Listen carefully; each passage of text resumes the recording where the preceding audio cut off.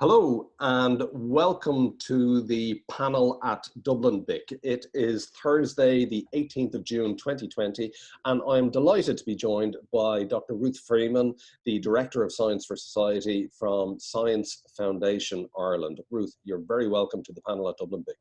Good morning, Martin. Thanks a million for having me.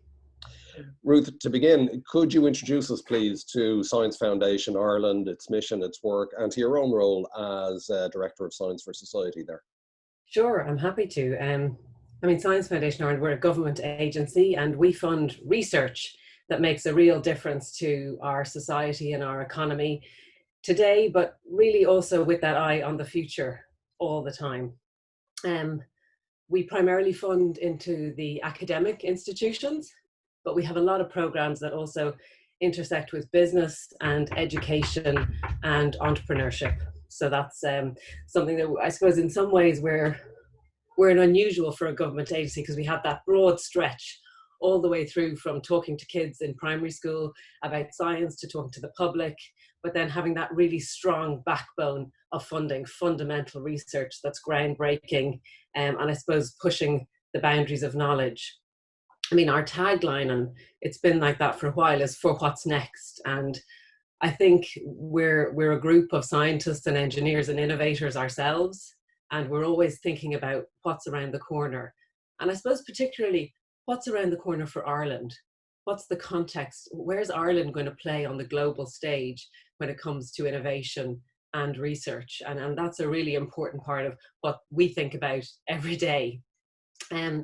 So I suppose just to tell you a little bit about my area specifically, Science for Society, in a way, sort of not to go too Julie Andrews on you, let's start at the very beginning, a very good place to start.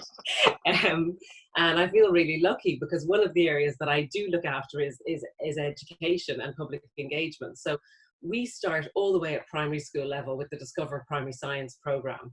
And if you think about teachers in schools, a lot of teachers, before they go on to do their teacher training, they haven't necessarily been exposed to that much science. And we know from our work, there's a confidence issue there with teachers and teaching science, particularly with things like inquiry-based learning, where they don't necessarily know all the answers. So for years now, we've been running a program in schools to really upskill teachers so that they're confident to teach science at that very early age. And that's where we're trying to sort of capture the young scientists and the people who are, as I say to my kids, you're all scientists because you're all asking questions all the time. So we're trying to capture that really, really early on. And then we also go all the way through to secondary level. And at that point, it's really about visibility of science and the type of things, the type of places that science and engineering can take you in terms of your careers through the Smart Futures program. And I think this is really important for entrepreneurs and business because you have to be thinking about that talent pipeline. And I mean, for businesses, you want problem solvers coming through. But the reality is, while the current situation has changed it, science often isn't in sort of the zeitgeist that much, or it hasn't been. And so, I think things like, unfortunately, crises like the climate crises, this COVID crisis that we're all in, I think it's really bringing to the fore for the public and also for young people who are thinking about what they want to do with their lives. Well, maybe science is for me. I do want to be part of that problem solving effort. And, I suppose I do sort of see science as a big problem solving effort. It's curiosity and problem solving. Those are the two things that drive us forward. And again, yeah. I'd like to come back to science in education and in society for a moment, but if I could go back to the point of Science Foundation Ireland's mission and the funding of innovation. Sure. It's often said, perhaps erroneously, that Einstein wouldn't have got funded for his work on general relativity. It was too theoretical. Could you give us an idea of the kind of criteria that Science Foundation Ireland applies to its funding of scientific research and innovation? Absolutely. Well, I think the first thing to say is there's no one size fits all, and there's lots of different kinds of research out there, and they're all really valuable, and you have to assess them right because you kind of get what you test for, like so many things in life. And I think science assessment has been undergoing some fairly radical changes over the last number of years. I mean, SFI would always have sort of been that gold standard of international peer review. So other scientists globally looking at a piece of work and saying, well, you know, do you agree that this should be funded? Is it a solid proposal that the taxpayer should put money behind? And that has been a criticism leveled at peer review, that ideas that are, you know, very groundbreaking or iconoclastic might not get through that process. So we, alongside other funders, have put steps in place. So for example, if we get an application into us, which very much divides reviewers, where you might have one person going, this is a groundbreaking new idea, and a lot of people sort of naysaying, saying this goes against what we believe is the common wisdom, we will make sure that those are re-looked at very carefully. And we do have programs where we will weight that idea piece more highly. So we will essentially advantage those high risk projects. The other thing that we've done in recent years, and again, I've talked to Dublin BIC about it before, and we've talked about it at FutureScope, you know, this idea of challenge funding. So this idea that we actually set out a landscape where we feel there needs to be problems solved. And we say to the scientific community, we would like you to come up with your ideas. Even if you don't work directly in this area, maybe you can sort of use your skill set to attack this problem. And then what we do is we give out relatively small sums of money, give out quite a few projects, and then after 3 months say, okay, we have a go, no go situation. So get rid of the projects that we think aren't progressing. Then again, 9 months down the road, another go, no go. And then actually give the projects that are really making progress towards impact significant funding that can take them through into that space where an entrepreneur or a seed fund or an angel or a VC can come in and really make sure that we're trying to push more and more innovation. Not push innovation, sorry, that's the right, it's not technology push, but really make sure that that's actually getting out into use. I think the other side of it is, one thing we know is that, you know, academic systems are stacked, or they have been stacked against the traditional stereotypes of success. So, you know, longevity, large numbers of academic research publications, amount of funding you have already got. So again, we, I think, alongside other leading funders, are moving away from those kind of assessment criteria. Now we're saying to people, we don't really care if you've got a laundry list of you know, 500 publications. Well, not that we don't care. I mean, it's wonderful, but tell us what impact your work has done. Tell us what you have discovered. Tell us what difference it makes. So those kind of questions, where really you could be 2 years into your career and answer those, or 20 years in. Mm-hmm. So I think, yeah, those kind of things are really important. We are a small country. There's always going to be a limit on the amount of funding available. Are there particular areas that you see Ireland really excelling at in the future, particular areas that Science Foundation Ireland is most interested in funding? Mm. I mean, obviously, our biggest investments are through the SFI Research Centre programme. So these are essentially where we've gone to the various universities around the country, and rather than saying, right, we're going to put a centre of excellence in one place, we recognise that excellence in Ireland is distributed because we are that small country, and we have excellent computer scientists across all of our universities and on our institutes of technology. But in fact, to bring them together in one area, in one research centre, means that they can be much more relevant on a global scale, and they have the capacity to compete at a global level. So, I mean, what we've done, and it's something it's important for Ireland that we keep doing it. I mean, if we look at the research centres today that are in areas like AI, looking at things like the microbiology of your gut, which we now know has a huge impact on health. I mean, it's even emerging as possibly part of the puzzle in COVID-19. If we look at things like advanced manufacturing and nanotechnology and new materials, those are three particular areas which I would pull out and say SFI started investing in those 15 years ago. And it was really important. I mean, it's not that others weren't investing in them 15 years ago as well. But what we did was build capacity through giving grants to individual people, recruiting. So there was aggressive recruitment to bring people in those areas, and training. So obviously allowing people to be trained in those areas. So we're at the point now where we have this capacity in these areas. But that work started 15 years ago. And those are the kind of timelines we're talking about. So we do need to be thinking about what the next wave is. And of course we are. So we are thinking, I mean, quantum's a wave that's already happening, but, green tech, all of these things are here now. But then what's next? And I suppose we're always straining, trying to just glimpse around the corner insofar as that's possible. And some of that is just about placing a wide series of bets, at that early stage. And, again, we had talked before about that idea of is the state kind of this hulking conservative beast while innovators are the ones that take the risk. But actually, I do agree with that thesis of Mariana Mazzucato that, actually the state takes a lot of that risk early on by investing in people with all sorts of different ideas. And it's not that we can predict the future, because we clearly can't, but we can make sensible, I suppose, well-educated guesses, and we can manage those investments to make sure we bring them to the right place. Okay, you make that point very, very effectively, that the state has already demonstrated a very strong role in innovation in society. We are living in extraordinarily interesting times. That's a cliche, forgive me. We are seeing people who perhaps previously would not have been aware of even the existence of such thing as virologists, epidemiologists, mathematical modelers, the OR number, all of this stuff, who are able to converse about all of those things now. One could say that science is taking a stronger role in society with the lay person. On the other hand, you have the most powerful and influential people in the world who, at the very least, might appear to be ignorant of science, or may indeed actually be anti-scientific.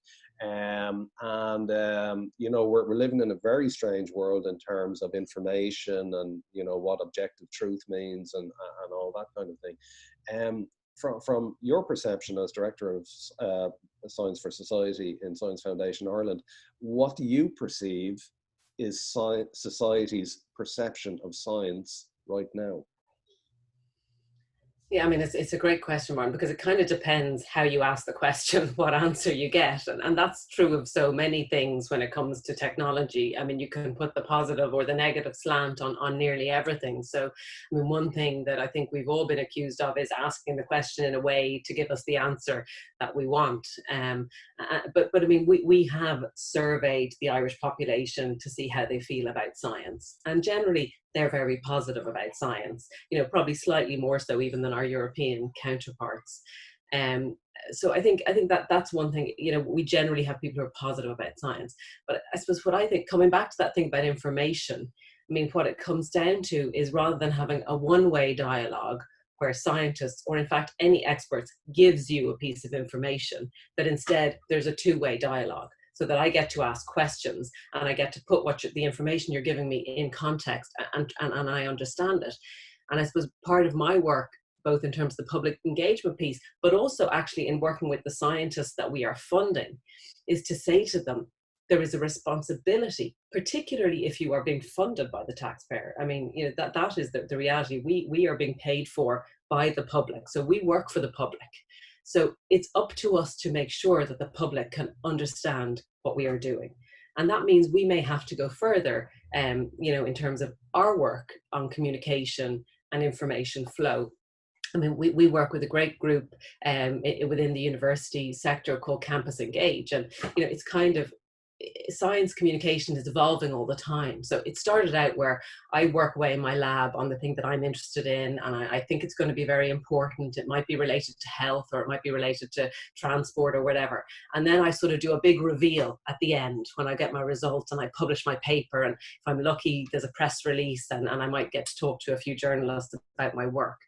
And we're saying, well, how about we take a different kind of protocol around that? And we say, no, before you even start, why don't you go and talk to people who might be impacted? Now, we know it's a bit like, again, coming back to Einstein, who knew who was going to be impacted. And there will be work where this is going to be very difficult to do. So this isn't necessarily for everything. But where it is appropriate, why don't you go and talk to a few people who could potentially be end users? Because you know what, they might give you a steer in a particular direction, or they might give you a new idea that will enhance your work. And why don't you talk to them along the way rather than just doing that big reveal?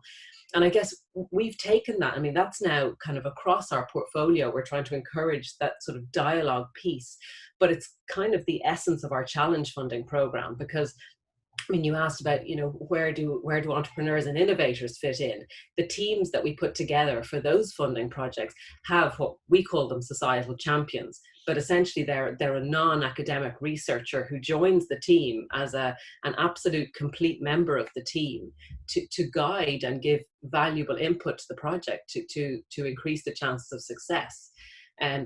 But it's all about communication, and building that trust by allowing people to see what you're doing. So transparency and open data is very important, and also allow them to talk to you and interrogate it. It's a great point about innovators going out to the marketplace early in order to get feedback, and it's a point that we make to our clients in Dublin BIC all the time, whether it's a science or technology based innovation, or it could be online retailing. Get out to the marketplace early, test your ideas, validate your assumptions, and then move forward at the very earliest opportunity to do that, you know. Mm-hmm. How is science going to change our world in the near future? We've seen big changes over the last 3 months about how we all use technology. What do you think is the new things that we're going to be experiencing? Well, hopefully the big new thing that we're all waiting for is obviously some additional therapeutics that will help to make us all feel a little bit less nervous about the next period of time while we live with COVID-19, and then hopefully a vaccine. I mean, one would have to be optimistic that the volume of activity is just incredible at the moment. And, you know, I think one of the things, obviously, when this hit a few months ago, you know, we rolled out our COVID-19 rapid response call, and we've been looking at, you know, supporting Irish innovators to make a difference to this pandemic. But as the situation is progressing, what we're able to do is take a bit more time and connect even better to international groups. So what was kind of initially national efforts is now merging really well into global efforts. And we have the Global Research Council, which is essentially a group of all the different funding agencies setting out key priorities for COVID research, so that researchers can kind of be working towards common goals. And obviously that maps onto things like the WHO roadmap and things like that. So that's great. And that's kind of the health and medical piece. I mean, I think the other innovations that we're seeing, I mean, I think the positive is there's going to be some really good things that come out of what we've had to do that might make all our lives easier and better. So, I mean, one thing that's really stood out for me is the whole area of telemedicine and remote patient monitoring. I mean, it's something that we, I think, have struggled with in Ireland because of, you know, we don't yet have full broadband. You know, we've struggled with things like patient identifiers and data protection. But, you know, I think we're getting those structures in place now. And I think things like remote monitoring and telemedicine could really enhance our health system to give us better outcomes, you know, better experiences for patients. So that's great. I mean, obviously, we're sitting here talking on Zoom, and, you know, I think the whole idea of our commute and our work-life balances, I hope you just on cue. We can't hear that, but that's okay. That's part of the world we live in. Just on cue. Yeah, our work-life balance is somewhat improving.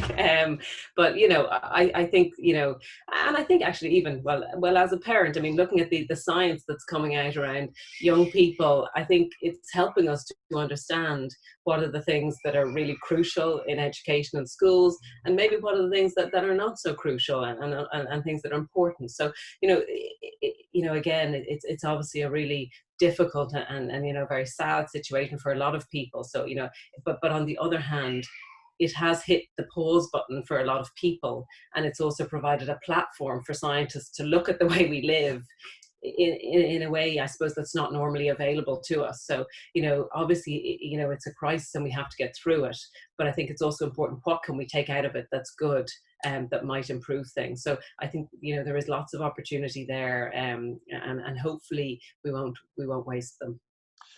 Ruth, it's been very, very interesting talking to you. I'm really, it's really been impressed upon me, the parallels between the work of Science Foundation Ireland and how you work, and that of our most innovative entrepreneurs. That is, it's about looking down the road and trying to have a peek around the corner at what's coming and responding to that in a very timely fashion with creativity and innovation. You know, that gives me great hope for the future for the contribution that Science Foundation Ireland will make. Oh, well, thank you. That's a very nice, we'd be happy to be viewed that way. And I think the important thing is, though, we're doing that for the taxpayer. I think that's really important because, you know, we didn't really get into AI and those kind of things, but isn't it good that the public have a stake in developing some of that technology? So thanks for that. Very good. Dr. Ruth Freeman, thank you very much for your time with the panel at Dublin BIC.